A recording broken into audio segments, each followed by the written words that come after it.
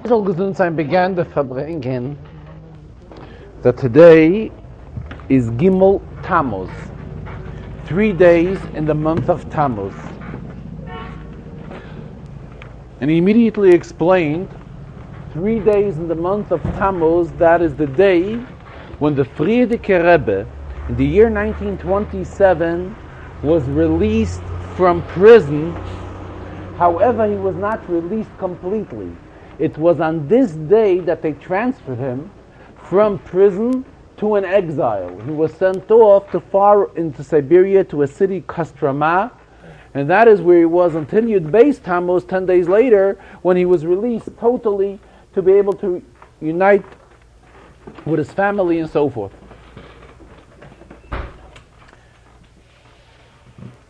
And the Rebbe explained right away that the first year, when it really happened, in the year 1927, then no one knew on this day of Gimel Tammuz what this change is. Whether it is a change to the good, or chas v'shalom to the contrary. I mean, the situation that was prevailing then, they didn't know what is really happening. They knew he was arrested for something like 17 days or so. Now he's being sent off to Kostroma. How long will he be there? How long will all of this take? Nobody knew. However, later, as the things developed and as finally came to the release, total release, on the day of Yud Beis Yud Gimel Tammuz, after that has transpired, now we come to a realization that what happened on Gimel Tammuz is actually the Aschalta de Geula, the beginning of the release. Talking about the inyan of the Rebbe being released from prison and going into exile, here the Rebbe referred to an inyan which he spoke about a few weeks ago, and it seems that questions were raised on this inyan, and that is in Farbrengen a few weeks ago on a Shabbos, the Rebbe discussed regarding when a person is punished and he's put into prison. The Rebbe explained then that in Jewish, al pi halacha, in Jewish courts, we don't, in Shulchan Aruch and so forth, we do not find a punishment of prison. We find it take when Yosef was put into prison by Paroi, but this is a system which the Goyim had. The Goyim had a system of putting someone into prison. In Tanakh, we do find various stories. The Rebbe referred to an incident by the Navi Yirmiyahu.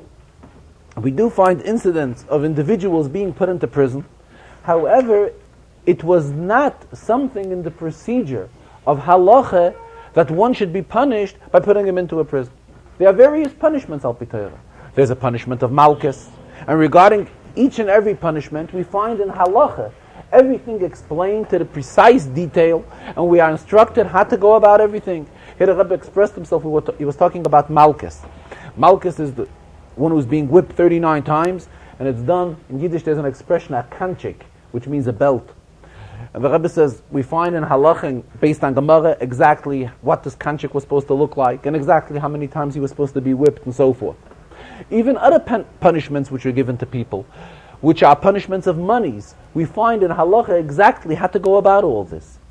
However, regarding prison, we do not find in Halacha any mention that there's such type of an einish. And if it is ever mentioned somewhere, it is just a type of, it's mentioned as a story, as an incident when it took place. Could be that when there was no other method to utilize, this may have been used, but this does not mean that this is something in the procedure of Halacha to punish one individual with prison.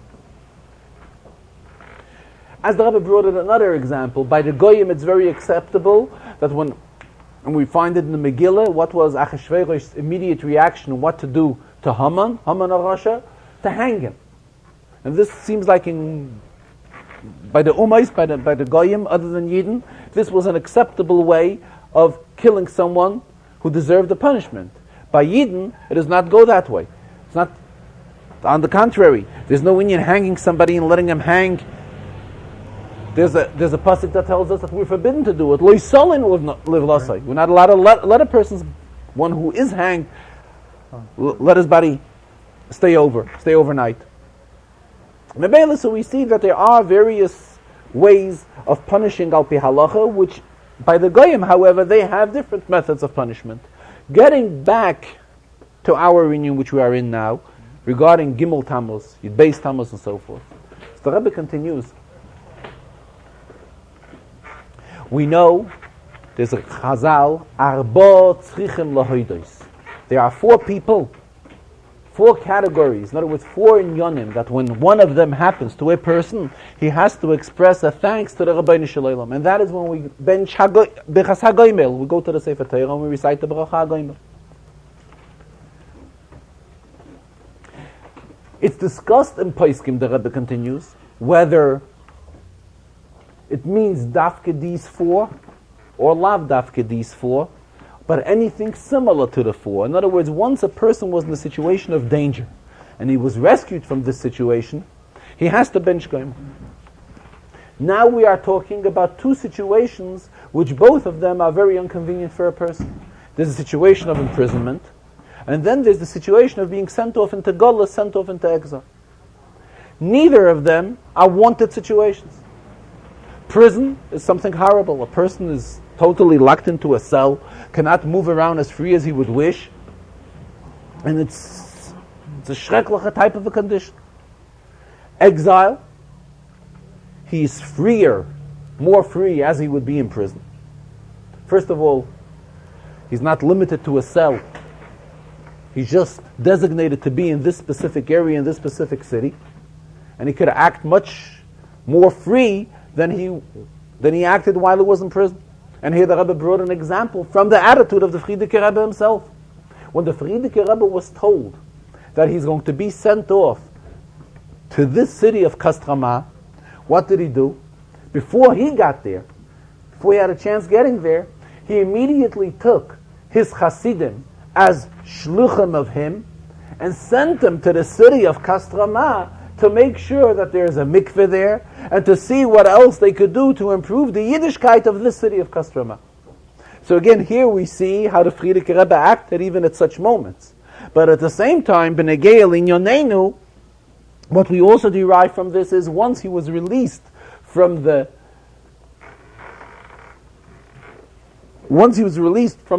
Engschaft, from the limitations which one has in a prison cell, he was able to act much more free. On the other hand, we know that being in exile is also not the most wanted thing. In fact, the Chinuch writes that what is the whole union of Golus for one who is sent into exile when one killed somebody, not intentionally, he's sent to Ari Miklat. So the Chinuch explains that this is the worst thing that could happen to a person. When a person is sent away from his environment and sent away to a far-off city where he doesn't know anybody and has to separate himself from his friends, from his environment, and so forth, from his family, this is the worst torture a person could have. In Mela we see that the inyan of exile, the inyan of Galus, is also something which is very much unwanted by any individual. Memele, now today, that we are in this day of Gimel Tammuz, which now that we are looking back, we can see that this is already a day which is the beginning of the Geula of the Frierdiker Rebbe. And his situation was changed from the limitations of a prison cell, and he was sent to the exile of Kostroma. Now to us, we have to utilize this day, that this day should serve to us as a day of chizuk, as a day of strengthening ourselves, as far as Hafatzas Hayadus, spreading of Yiddishkeit and spreading of Chasidus, which the Rebbe says, spreading in Yiddishkeit and spreading of Chasidus are really goes one in one, they really go together. And this is a very appropriate day, that this day should serve to us as a reminder and a source of strength for all of these inyan. The Gemara tells us, the Rebbe continues, Megalgel in schos liyoim zakai, which means we tie together two inyanim, one good inyan and another good inyan, to one day. Memele, if we have this day of Gimel Tammuz, when we already have a good inyan that happened on this day, let us search what other good inyan happened on this day of Gimel Tammuz.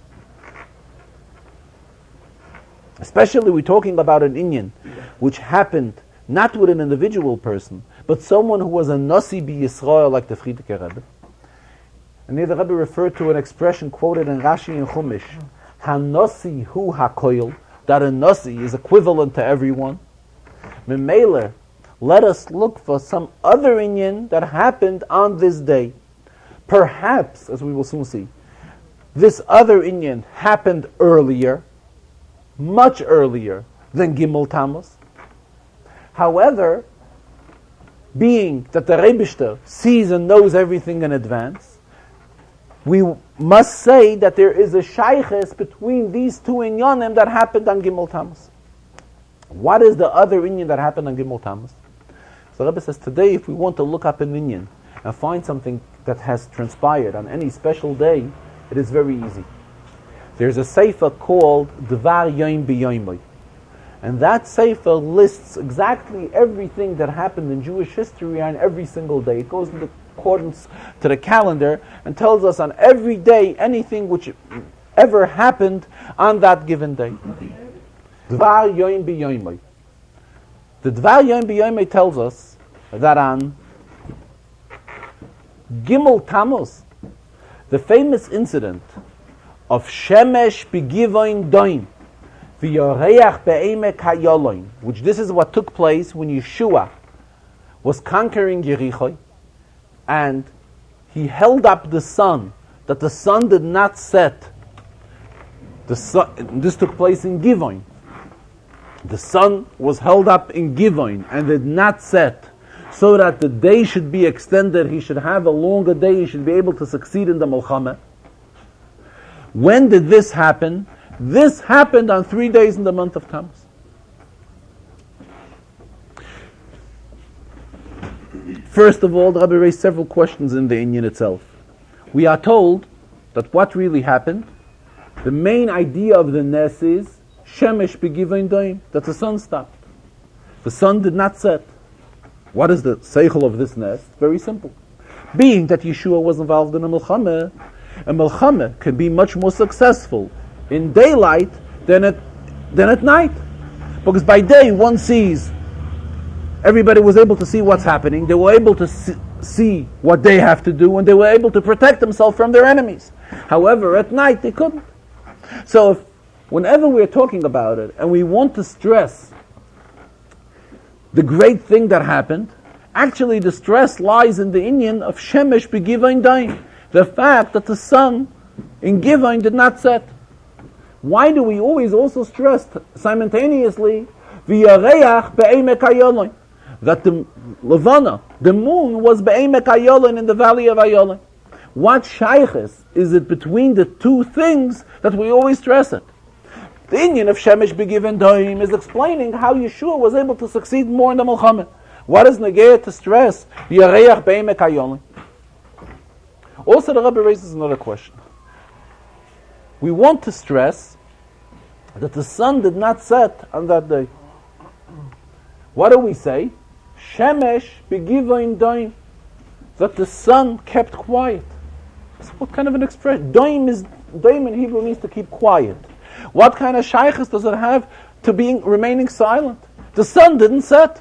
Shemesh lo shaka, whatever type of expression. Why is the stress that the sun was silent? So the Rebbe explained, Bechlal, we know amongst Goyim, there are Goyim that worship to the sun, there are Goyim that worship to the moon. And they look at it as an inyan of Getlichkeit. In other words, they vision that they are getting their hashpah, their inyanim, their source for whatever they are receiving is through the sun or through the moon or through the stars. The truth is that it is the sun or the moon is really kigarzen biyad hachoitzev, like the expression goes. It's like a sword in the hand of the one who's cutting. It's not the pshat that the sword is powerful to do something itself. There is someone who is giving power into it. Mamela, the sword could cut. The same thing is when we're talking about the Rabbeinu Shalom and the Shemesh, V'Yareach, the sun, the moon, the stars, and all of the inyanim which HaKadosh Baruch has created. Rebbe says the Rambam brings various opinions. There are some that consider that the sun and the moon have a seichel of their own. There are other Chaykrei Yisrael that claim that they are just created by HaKadosh Baruch Hu, just like anything else which HaKadosh Baruch Hu created. However, it's not shaykhs to say that there's an union of seichel neither in the sun or in the moon. Memela, what Yeshua tried to accomplish was that he wanted to succeed over the Goyim. Over which Goyim? Those Goyim who are worshipping to the sun and to the moon. Memela, the stress here is that Shemesh begivain daim. The sun did not set that day. In other words, it was shown, it was obvious that there's a higher power above the sun. There's somebody who's controlling the sun. Who is that? HaKadosh Baruch Hu. The same thing for those who are worshipping to the moon. It also, we are simultaneously telling, the moon at that time settled in the valley of Ayolin and did not move either. In other words, the idea here is to bring out that those Goyim who believed and worshipped to the sun and to the moon, it was shown to them that there is a higher power, and Yeshua is representing the higher power, whom the Rebbeinu Shalom, who's controlling and giving over Yeshua's strength that he should be able to succeed and overcome these Goyim. And here the Rebbe explained another Inyan. Why is the expression Shemesh begivain doim, that the sun kept silent in Givain? Rebbe explains that the sun runs on a certain speed. It's explained in Svarim how the sun travels. And Svarim tell us, why does the sun travel at such a speed? Wo läuft sie? Where is it running to? It's running to say Shira to the Rebbeinu Shalom. That is why the sun travels, because the sun is in the chase, is constantly running in the speed to be able to get to the Rebbeinu Shalom and say Shira. Here, what Yeshua tried to do was Shemesh begivain daim. He stopped the sun so that the sun should not travel at its usual speed, and that is why the sun did not set on that day, so that Yeshua should have a longer day. And thereby, what was also accomplished, that the sun Shemesh begivain daim was quiet from what? From reciting Shira to the Rebbeinu Shalom. Because if the sun does not travel at its speed, it's not running to the Rebbeinu Shalom to say the Shira. So what happened here was Shemesh begivain daim v'yareach be'emek hayolim. Talking about this Inyan, how the Rebbeinu Shalom has set up the Gidrei HaTeva, the rules of nature, that normally we have the sun and we have the moon and the stars and so forth. However, what we know is the truth, that all of this is controlled by the Rebbeinu Shalom. Here the Rebbe came in to talk about another Inyan, which is very closely related, and this is regarding a keshes. A rainbow. Chazal tell us that HaKadosh Baruch Hu, whenever he brings a rainbow to the world, it comes to show us it's an indication. What does it indicate? It's a reminder that we have to do tshuva. Because otherwise, chas v'sholom, it reminds on the mabel and so forth. That is why we find, the Gemara tells us, that in the generation of Reb Shimon ben Yochai, a rainbow was not seen. There's another Chazal, tells us the same regarding Rabbi Yeshua ben Levi. That in the generation of Rabbi Yeshua ben Levi, in other words, they were such great tzaddikim, and they had such influence on the entire generation, that a rainbow was not seen in their generation. So the Rebbe explains that we find what could be done, that when the sun travels in a certain position, and if we were to put water against it, opposite it, we will also be able to get the same, a rainbow would be formed. So if the Chazal tell us that a rainbow is something which is biyad HaKadosh Baruch Hu, it's in the hands of HaKadosh Baruch Hu, and the Rebishter is the one that when he makes it, it comes to show us something, it comes to remind us something. How is it that it can also, through action of man, it can also be led to it? So the Rebbe is explaining, no, this is something which the Rebbeinu Shalom has given over to people, that when people do it, the taka does not have this indication.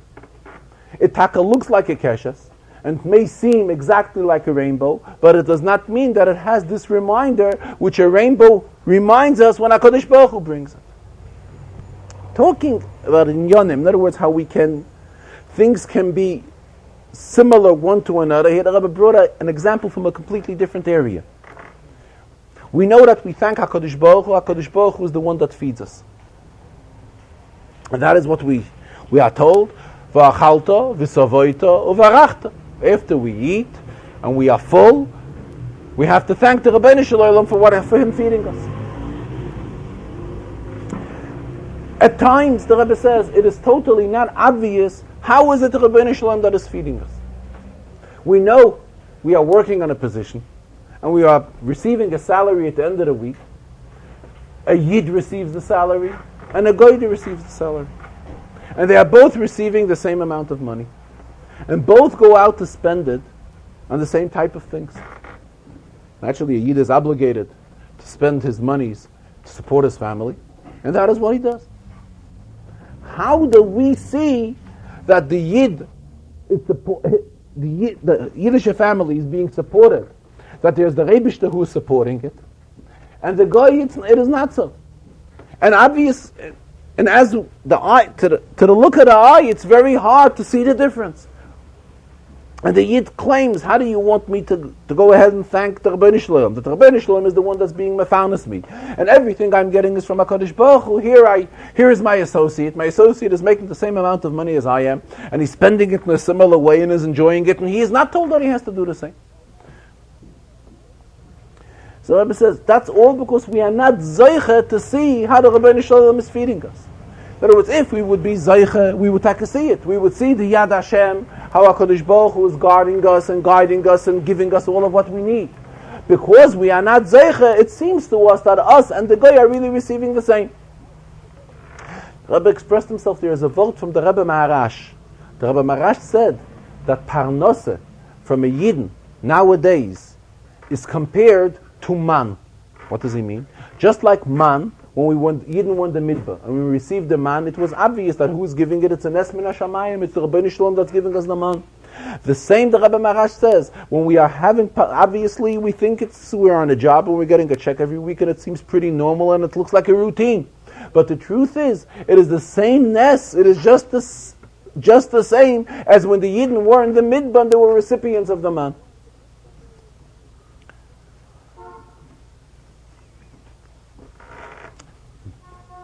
Back to conclude the thought that on Gimel Tammuz was the day of Shemesh Begivim Doim.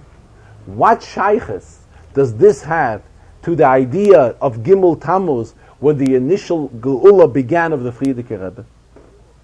Just like by Yehoshua, when he was involved in the battle of conquering Eretz Yisrael. And as the Rebbe added on, Ivu Zochinu, had we have been merited, had we been Zeiche, Yeshua would have led us into Eretz Yisrael and it would have been something eternal. We wouldn't even have gone into Golus anymore. Unfortunately, we were not Zeiche. It was our act that led us out of Eretz Yisrael and led us into Golus.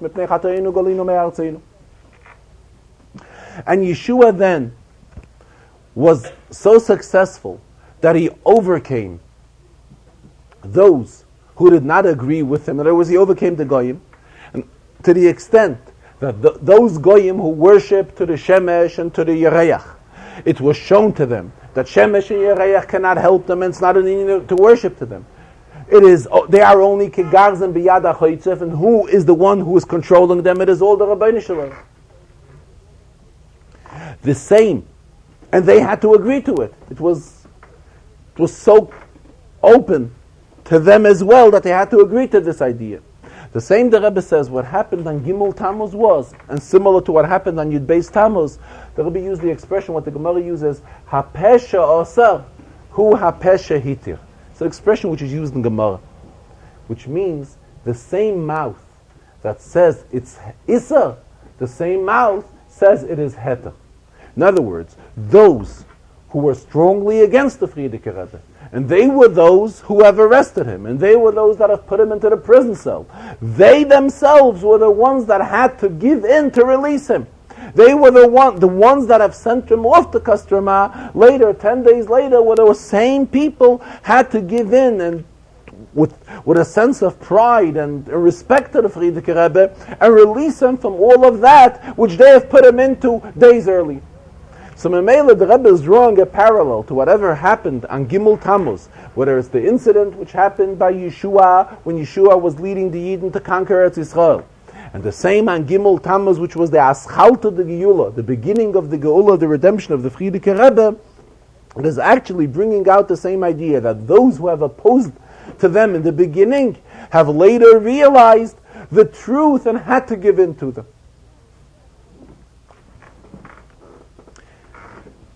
In the correspondence of the Frierdiker Rebbe, which he writes after his release of prison, in fact, he wrote it a year later for the first celebration of Yud Beis Tammuz. There the Rebbe writes, Loi oisi bilvad goal HaKadosh Baruch Hu. It was not something which has happened to him personally, that HaKadosh Baruch Hu has released him. Ella, the Rebbe continues, Koil asher b'shem Yisrael yechune. Anyone that can be identified as a Yid has a shaykhus to the Geula, to this release from the Frierdiker Rebbe from prison. And as the Rebbe explained at many occasions and stressed it today again, the Frierdiker Rebbe is using the expression, anyone that is called a Yid, b'shem Yisrael yechuna. The word yechuna in Hebrew means kinui. A kinui usually is not the main name of a person, but a kinui would be something what we would call a nickname of a person. In other words, we're talking about one whose main identification is not as a Yid. To identify himself as a Yisrael is secondary to him. And at the same time, the Rebbe is addressing even to such Yidden his message, what Yud Beis Tammuz brings to such Yidden. How much more so does it have a shaykhus to those Yidden who are loimdei Torah, shemrei Torah, mekayim mitzvahs? They definitely have a shaykhus to Yud Beis Tammuz. And when the Rebbe writes, the Frierdiker Rebbe is writing this letter, he's urging and requesting, what does he want as a poyel, as an Inyan b'negei l'maaseh? What should happen to celebrate the Inyan of Yud Beis Tammuz? The Rebbe is stressing the greatness of Kviyas Itim B'Torah. To make Kviyas in Torah. People should set aside time during the day or evening, a set time to learn Torah. This is the Rebbe's appeal and celebrating. This is what the Frierdiker Rebbe is asking us. That is how we should celebrate Yud Beis Tammuz. In other words, what should Yud Beis Tammuz mean to us at Shiurim and Torah? And the Rebbe there is stressing particularly Shiurim with the participation of 10 people. Asara sheyoshvim v'oskim b'Torah. Which this is a tremendous grading.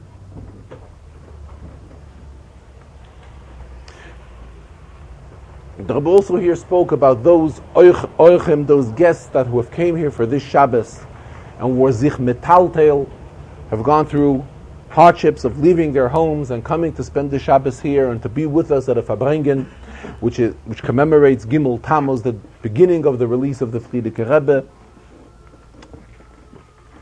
Said this is something which is very praiseworthy, and thanks them for their participation in the Farbrengen here, and the Rebbe gave mashket, should be distributed to them, which this is an Inyan Gashmi, which is uniting the guests and all of us together in the Farbrengen. The Rebbe also spoke about the importance of preparing properly for Yud Beis Tammuz. The Rebbe says we know by mitzvahs there is a concept of preparing for a mitzvah. For Shabbos we prepare. And there's an expression, hachona, which means preparation. The same thing if we want that the celebrations of Yud Beis Tammuz should be properly, with the involvement of many people, and beroivam hadras melech, the more people that participate, it adds more glory.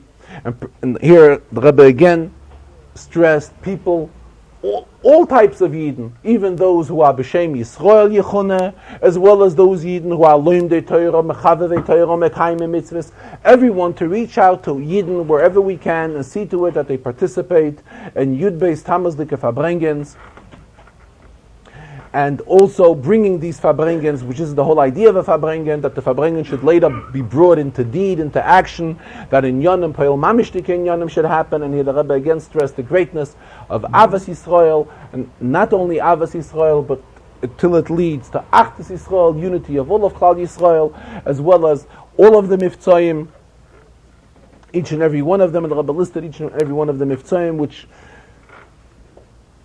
The Rebbe urges strongly our involvement in all of them and in each and one of them. As it's customary in the Farbrengens, that the Rebbe learns an Inyan in Rashi, as well as a Mishnah in Pirkei Avos, and also an Inyan which has a shaykhus to the Rambam in the Shir Rambam of today's Shir. There is a halacha in Hilchis Gerushin, which the Rambam tells us, Lo yisa odom isha v'daitei legarsha. It is prohibited for one to marry a woman and intend that he will divorce her. V'lo yitiye yesheves tachtov u'misham shesoi v'daitei legarsha. It's very improper that he should live with his wife and he'll get service from her and he has his mind set that he wants to divorce her. This is what the Rambam tells us here in Hilchos Gerushin. The truth is, the source for this Rambam is a Gemara. And when the Gemara brings this halacha, the Gemara ties it into a pasuk. The Rambam here does not bring the pasuk. However, the same halacha is quoted in the Rambam in Hilchos Isurei Biyah, in Perek Chof Aleph, halacha Chof Ches. And there the Rambam tells us the same halacha. Asur la'adam lisa isha. It is prohibited for one to marry a wife, v'daito legarsha, and intend to divorce her. In other words, while he's marrying her, he has his mind set that he's going to divorce her. Shenema, here the Rambam does bring the pasuk. It's a pasuk, al tachush al re'echa ra, v'hu yoshev lebetach itach. You're not allowed to plow bad on your friend at the time your friend is sitting with you in a feeling of security. Which is the same idea, actually. So, to make an issue, so to raise a question, why the Rambam in Hilchos Gerushin does not quote the pasuk, and in Hilchos Isurei Biyah he does, this the Rebbe says is no question. Though Hilchos Isurei Biyah comes after Hilchos Gerushin, because when the Rambam wrote Hilchos Gerushin, he may have already intended that when he will come to an area where he will elaborate more on these halachas, he will give the pasuk. So this is no major question why the Rambam here does give the pasuk and here he doesn't. Actually, the Rebbe mentioned that there is a Mishnah Lamelech who's a commentary on the Rambam on Hilchos Isurei Biyah, and he gets involved in a long discussion on this halacha. Because the halacha continues, Im hoidia betchila shu noisa isa liyamim. If he notified her, if she was well aware about this, that he will divorce her after they get married, and she agreed to it, then the halacha is mutar, that is permitted. Rabbi says, being that we are talking in days of, we just discussed an Indian of Frierdiker Rebbe being imprisoned, and pretty soon we will have in the calendar the Bein HaMetzorim, the 3 weeks. In Svarim it is brought that the whole Indian of Golus is a divorce. When Yidden are sent into Golus from the Rabbeinu Shalom, in spiritual sense, Yidden and the Rabbeinu Shalom is an Ish v'Isha, and the fact that HaKadosh Baruch Hu has sent us into exile, this is an Indian of Get. In fact, there's a pasuk. There's a pasuk in Yirmiyahu. The pasuk uses there the expression, Eize Sefer Krisus Imchem. Where is the Sefer Krisus? What is Sefer Krisus? Sefer Krisus means a get. In other words, it's a divorce.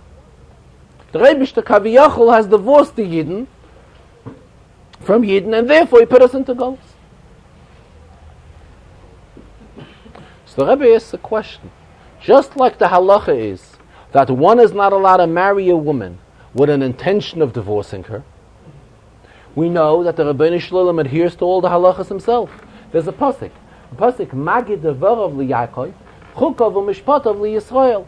So the Medrash tells us on this pasuk that whatever Hakadosh Mashe Hu Oiseh, that Hakadosh Tzav LiYisrael Aseh, that whatever He's commanded us to do, He listens and does the same. So Memele, if there is a halacha that one is not allowed to get married with the intentions to divorce his own wife, if he has this intention while marrying her, the question arises, how does the Rebbeinu Shalom do it? Who says he does it? It's a pasuk in Chumash. Pasuk tells us. Here the Rebbe referred to a Parsha and Veschana. Pasha and Veschanan tells us, Kisoylat banim, ubnei banim, v'nishantem ba'aretz, if we will not listen, if the many years will go by, and we will not listen to the Rabbeinu Shalom, the Rabbeinu Shalom tells us beferish. What will he do? He will send us into Golus. So in other words, this shows that when HaKadosh Baruch Hu has married us, he already had this intention to send us into Golus in case things will go wrong. How does this coincide and how does this correspond to the halacha of L'yisa Adam Isha v'daita l'garsha? So the Rebbe explains very simple. There's a major difference. The Rebbe has instituted a koyach of tshuva. Memela true Taki Yidden will sin, but Yidden sinning after doing averas have an opportunity to do tshuva. If they will do tshuva, it will not lead to it. Memela we cannot complain and scream to the Rabbeinu Shalom that he was a noisei yisha v'daita l'garsha chas v'shalom. He warned us that will we not act properly, he will send us into Golus. But at the same time, he also told us that we will not act properly, we have an opportunity to do tshuva. Memela, this is how the Rebbe is learning pshat, how this halacha is not a contradiction to the whole concept of Golus and Giyul. Regarding the Mishnah and Avos, today it comes out to be the fourth parak. Fourth parak begins with a quotation of Ben Zayma. Ezel Chacham Haloimed Mikol Adam. Who is considered a smart person? He learns from everyone. Shnema Mikol Melamdai Hiskalti Edeisecho Sicholi. As we learn the Mishnah in the simple pshat, how would we learn? What is Ben Zayma teaching us? Ben Zayma is teaching us the following: that who is considered a smart person? Haloi made Mikol Adam, that learns from everyone. What do we mean by everyone? Even those who are lower than him. In other words, he is a Chacham, and considered a Chacham. Mishnah gives him a title that he is Chacham, he's smart. However, there are people that are not as smart as him. What does the Mishnah tell us? Ezel Chacham, who is the real smart person, that does not look down to anybody. He's a loimed mikol adam. He learns from everyone. Even those who are lower than him, he learns from them as well. He sees something nice in them, he adopts it. He will do the same. He wouldn't say, who am I to learn from such a low person? Not so. That is the Pashat Pshat in the Mishnah, how we all learn the Mishnah. Rebbe says, there's a deeper Pshat in the Mishnah. What does Ben Zayma mean? Ezel Chacham, who is considered smart, Haloimed Mikol Adam, who learns even from those who are bigger than him, who are greater than him. What is he teaching us? What does Ben Zayma teach us? Simple. At times we have an attitude, we say, that person is a tzaddik. How can I compare myself to him? We know he does such good things. He does the good things because he is so great. He is so outstanding. He's a special. But for me, I'm not going to follow in his footsteps and do these type of things. It's not befitting for me. So this is what Ben Zayma teaches us. Ezel Chacham, who is considered smart, Haloi made me call Adam. If you see something nice, regardless whether you see it in a person who is so great and such an outstanding Tana, such an outstanding tzaddik, such a great person, such a big Gadol B'Yisrael, or you see it in a simple person, you have to be Haloi made me call Adam from everyone. Here the Rebbe, mentioned an episode which is related in the Sichos from the Frierdiker Rebbe, in L'Kutei Deburim. The Rebbe says in L'Kutei Deburim it is related with fullest detail. And that is that the Rebbe Rashab, Frierdiker Rebbe's father, somebody once in his presence was washing to a meal. Now we know, we Firzach, that we pour water on every hand 3 times. This is not accepted by all. There are some that only pour twice water on their hands. And Rabbi Rashab saw somebody who seems like this somebody was to describe him best. In those days, when Rebbe refers to it, he always adds on that in those days it was still not an accepted custom to wash 3 times water on every hand, especially as we do it today, that we do it with a towel, and we are careful to hold the kvot with a towel and so forth. And the Rebbe Rashab noticed how somebody was washing in this careful way. And he really didn't think that this person was already fit to such an extent of Yirah Shamayim. There's an expression in Shulchan Aruch, there's an expression, yuhara, the Hebrew word. Yuhara means when somebody does things and he doesn't really live up to it. It's like, he doesn't belong into that category yet. So the same thing, the Rebbe Rashab looked at that person. It's not yet for him that he should wash 3 times, pour 3 times water on the hand, with the hantach, with the towel, and on all the details. It's not for him yet. So he criticized him. Well, he's not up to that. So the Rebbe wanted to use this, on the other hand, as we do find at times that we're not up to certain things, we cannot just grab these madregas and do it. However, naturally nowadays, talking about the Indian of washing, it is definitely accepted by all that we wash taka, pouring 3 times on every hand, and we wash with a towel, careful not so that our hand does not touch a wet kvot, and so forth. Getting back to the Ben Zoma. This is the Hayroah from Ben Zoma. Ben Zoma is teaching us a lesson that we see great tzaddikim, great gedolei Yisrael, and we notice certain specialties in them, and we notice these acts. If we notice these acts, we are supposed to try and adopt them. And this is what the Rebbe says. Who is the one that is saying this maima? Who is saying this? Ben Zoma. Why Ben Zoma? Not any other Tana. So there's a story in Gemara. We know that there is a halacha that when one sees 600,000 Yidden at one gathering, there's a special bracha he has to recite. It is referred to as the bracha Birchas Chacham HaRozen. The Gemara tells us that it's very uncommon. I mean, we don't usually have such an experience. The Gemara tells us that Ben Zoma had this experience. Ben Zoma saw 600,000 Yidden, and he, at that time, was able to make this bracha b'shem HaMalchus, mentioning the Rebbeinu Shalom's name, to recite this bracha. What does this show us? Ben Zoma saw Yidden from all walks, from all different categories. When you see a congregation of 600,000 Yidden, naturally you see all different types of Yidden there. There are Yidden who are Gedolim and Goyim and Tzadikim, and there are simple-minded Jews. What does we see? Ben Zoma had a shayches to Yidden on all levels. Memela Ben Zoma is instructing us the same. Eizeu Chacham, haloi made me call Adam. A Yid could not say to this he has a shayches, and to others he doesn't have a shayches. Mamela, this has no shayches to him. No, if it's something good, you have to try and learn it off and do it yourself. He quotes a pasuk. Eidoisecha sicholi. What does the pasuk of Eidoisecha sicholi mean? We know Torah has different titles. Torah has a title of chukim. Torah has a title of eidus and mishpatim. Here we quote Torah as it's standing in the realm of eidus, the category of eidus.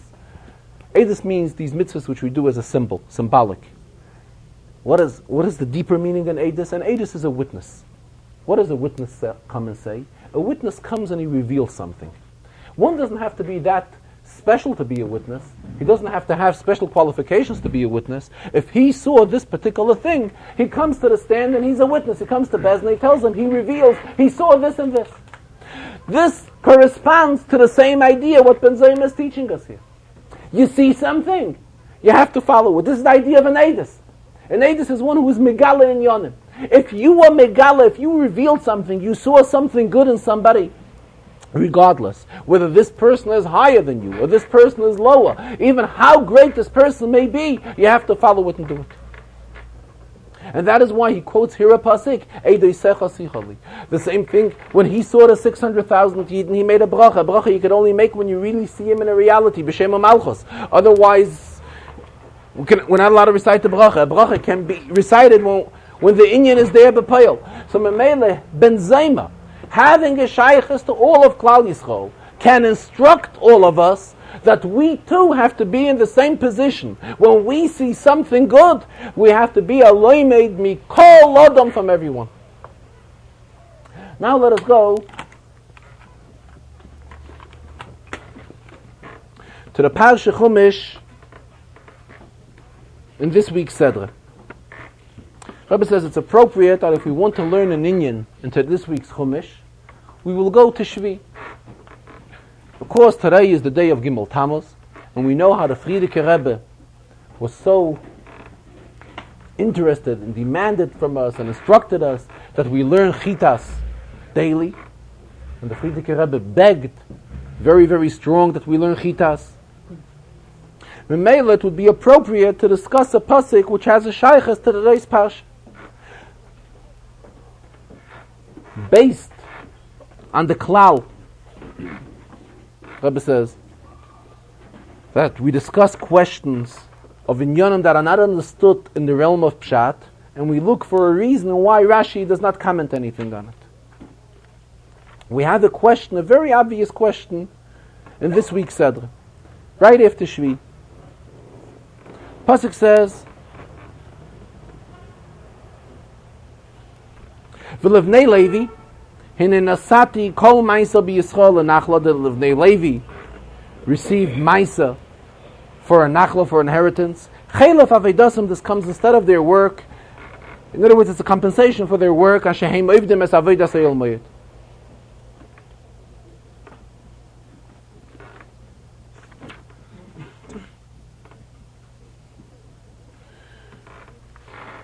Then the pasuk goes discussing the same meaning in the pasuk of Gimel. And the pasuk continues, "Va'avad halevi hu es avodas el moed."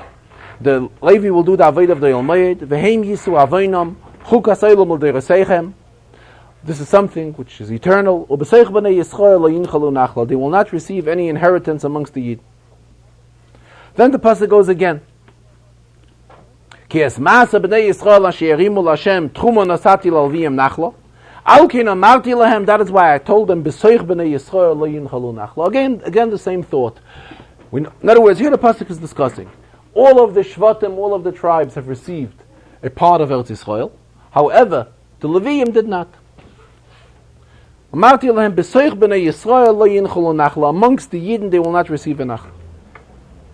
Now, the Rebbe says, we're discussing Psukim in Shvi, but we know there's a concept of Tosfos Shabbos. Tosfos Shabbos means that we add on to the Shabbos. When do we add on to the Shabbos? If we make part of Friday, we accept Shabbos while it is still Friday, that is considered Tosfos Shabbos. Even as we do it today, when mother of the household benches licht, it is still 18 minutes before sundown. It's also an Indian Tosfos Shabbos. It is really still Friday. So let us go to the Shir of Friday. So Rebbe says, this is in other words how the Rebbe is tying in how Friday has a shaykhus to Shabbos.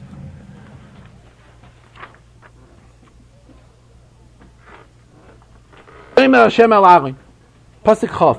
It's the pasuk before Shvi. Hashem's addressing to Aaron. Ba'artzam lo sinchal, the chelik lo yilacha b'soicham. You shouldn't have a chelik amongst them. Ani chelkacha v'nachlascha b'soich b'nei Yisrael. I am your chelik v'nachla amongst the Yid.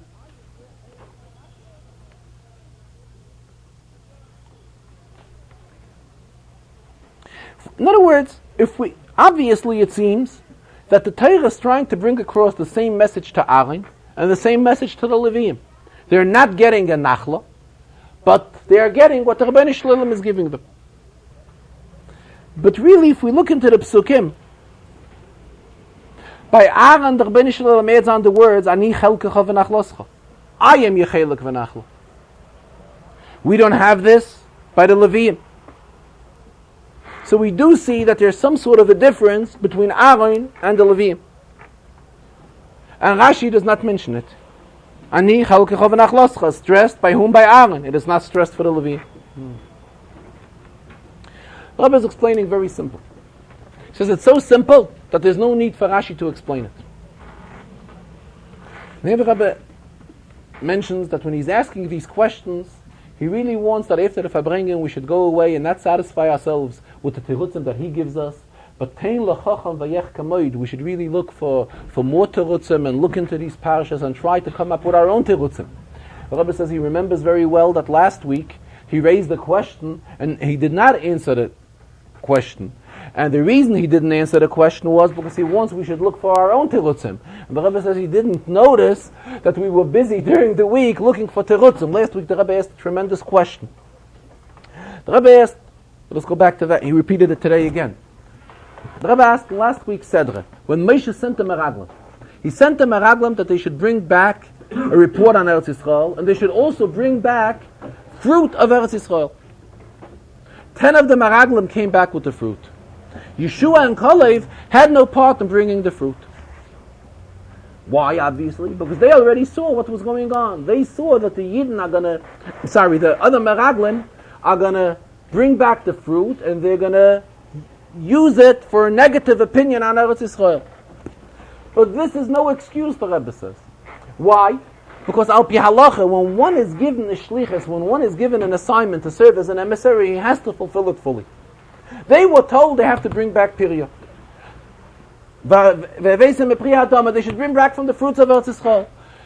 Lepoyel, Yeshua and Kalev did not bring back from the fruits. So it's considered that they did not fulfill their shlichus properly. So the question arises, where did they get a heta not to bring back fruit? They should have brought back fruit and not joined into the interpretation of the other shvatim, of the other meraglim for the other shvatim. But this is no reason for them not to bring the fruit. And again, the Rebbe did not answer this question, and he's leaving it up to us. He hopes we will find the teretz.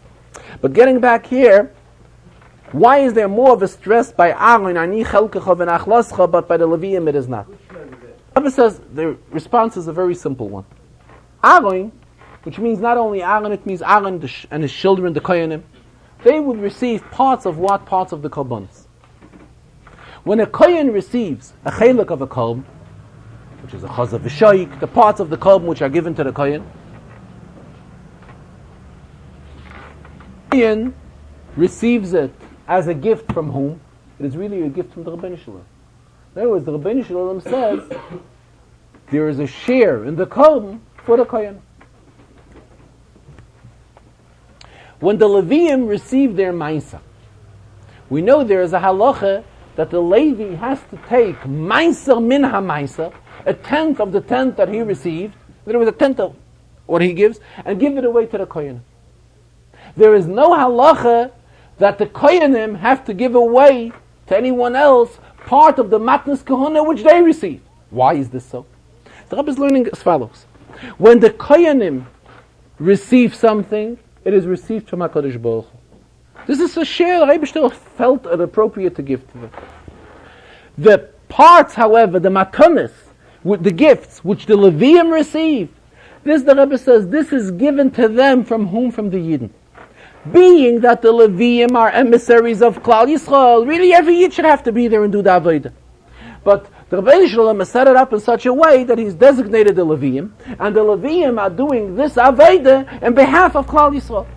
So when we are giving the Leviim their matanas, what are we really doing? This is their compensation. We are compensating them for working for us. Memela, just like a Yisrael has to give Meiser from his earnings, the Levi has to give Meiser from his earnings. Memela, when he gets his Meiser, he has to go and give a Meiser min ha-Meiser to the Kohen. That is why the stress that ani chelkecha v'nachlascha, I am your chelik. Who? I. Rebbeinu Shalom. This stress is given to the Bnei Aaron. Aaron and the Bnei Aaron. This stress is not given to the Leviim. To the Leviim, all that's mentioned is they are not getting a share in Eretz Yisrael. They're not getting, in other words, a piece of karka. They're not getting any land in Eretz Yisrael. Why? Because they are busy on a job. Whom are they busy? Who are they doing this job for? They are doing this job for the Yidden. Memela, they are being compensated by the Yidden as well. So that is why there is no need for Rashi to get involved and explain why there is a stronger stress of ani chelkecha v'nachloscha by Aaron, which this stress we do not find by the Leviim. All that we find by the Leviim is lo yelem b'soich b'nei Yisrael lo yinchalu nachlo, because it's self-understood in the Pshuto Shel Mikra. Again, at the end of the Farbrengen, the Rebbe again urged very much that we should prepare ourselves properly for Yud Beis Tammuz. And previously in the Farbrengen, when the Rebbe was talking about making proper preparations for Yud Beis Tammuz, the Rebbe expressed himself, he has a bakosha nafshis, which means a real deep request, which he's requesting from all of us, that we relate this message to those who are not present by the Farbrengen, being that the Shabbos and the Farbrengen is only heard to the people who are here. The Rebbe is asking us that we relate this message to others, that they will also see to it that the preparations for Yud Beis Tammuz be done properly, and we take the message from Yud Beis Tammuz with us properly. And here the Rebbe says one should not say, as he says at the end of the Farbrengen. He is, the Rebbe used the expression, Ayachem Adam. In other words, he's perfect. And he has done all the preparations for Yud Beis Tammuz. He's already done them on Gimel Tammuz. Memele, he doesn't have what to do anymore from now to Yud Beis Tammuz. He's already done everything. Today is Gimel Tammuz. It's the initial, the Aschalta de Gula. It's the beginning of the release of the Frierdiker Rebbe. Memele, he's already accomplished everything. The Rebbe says it is not so. And again spoke about the importance of the Mivtzoyim and the importance of screaming Mashiach now, when we were urging and begging for the coming of Mashiach. Mashiach should come and take us all out of Golas. And so that the next Gimel Tammuz we will already have to celebrate together with the Bala, Simcha V'Hageula, who he refers to as the Frierdiker Rebbe, will be together with us and celebrating these days, these meaningful days of Gimel Tammuz as well as Yud Beis Tammuz.